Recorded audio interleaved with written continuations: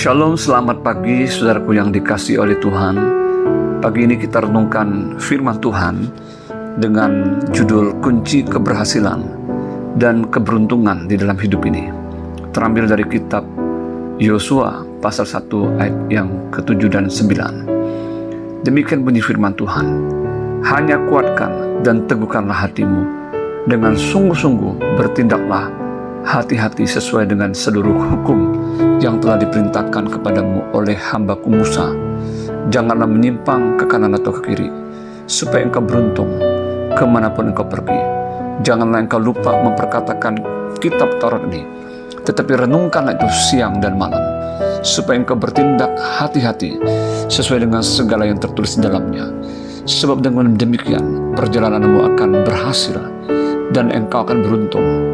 Bukankah telah kuperintahkan kepadamu, kuatkan dan teguhkanlah hatimu. Janganlah kecut dan tawar hati, sebab Tuhan Allahmu menyertai engkau kemanapun engkau pergi. Saudara, setiap orang tentu saja ingin hidupnya berhasil dan penuh dengan keberuntungan. Dan tentu saja tidak seorang pun yang mau gagal dan mengalami kerugian di dalam hidupnya.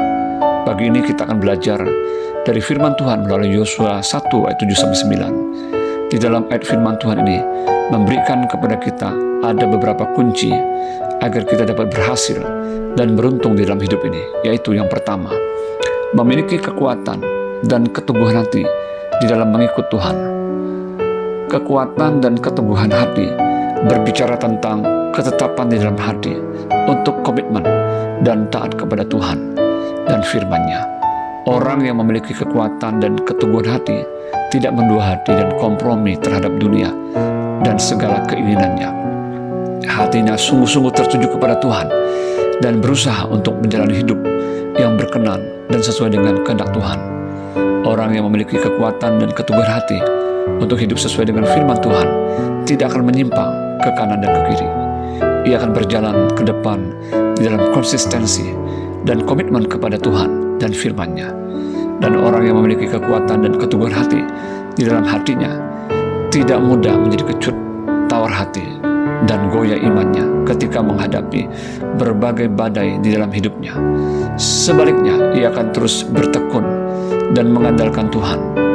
Ia akan mengerjakan bagiannya dengan sebaik mungkin, dan Tuhan akan mengerjakan bagian yang ia tidak dapat lakukan. Yang kedua, tidak lupa memperkatakan, merenungkan, dan melakukan firman Tuhan.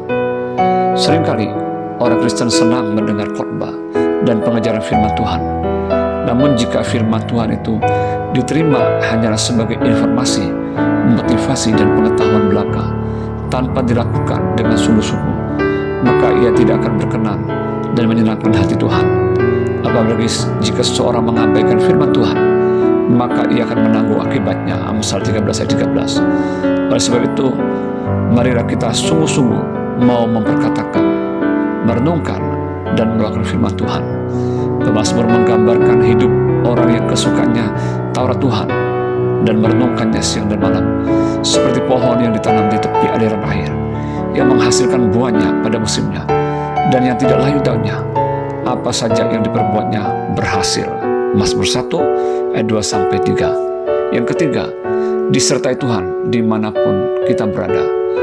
Orang yang disertai oleh Tuhan akan terus dipelihara, dijaga, dan memperoleh pertolongan Tuhan di setiap musim kehidupannya. Orang yang disertai oleh Tuhan tidak pernah dibiarkan dan ditinggalkannya.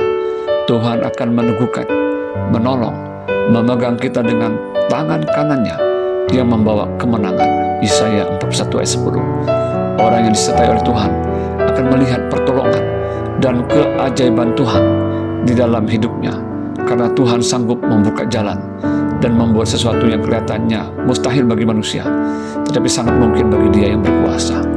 Yesaya 41 ayat 18-20 menuliskan sebagai berikut: Aku akan membuat sungai-sungai memancar di atas bukit-bukit yang gundul, dan membuat mata-mata air membuat di tengah dataran.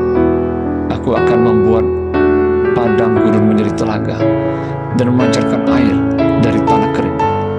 Aku akan menanam pohon aras di padang gurun, pohon penaga, pohon murad, dan pohon minyak. Aku akan menumbuhkan pohon sanobar di padang belantara dan pohon berangan serta pohon cemara di sampingnya, supaya semua orang melihat dan mengetahui, memperhatikan dan memahami bahwa tangan Tuhan yang membuat semuanya ini, dan yang Maha Kudus Allah Israel yang menciptakannya. Haleluya. Biarlah kita semua memiliki kekuatan dan keteguhan hati di dalam mengiring Tuhan. Tidak lupa untuk memperkatakan, merenungkan, dan melakukan firman Tuhan, serta disertai oleh Tuhan dimanapun kita berada. Saya percaya bila kita memiliki ketiga hal itu di dalam hidup kita, maka kita akan menjadi orang yang berhasil dan beruntung di dalam hidup ini, dan keuntungannya melebihi emas dan perak. Amin. Selamat pagi, selamat beraktivitas. Tuhan Yesus memberkati kita semua. Shalom.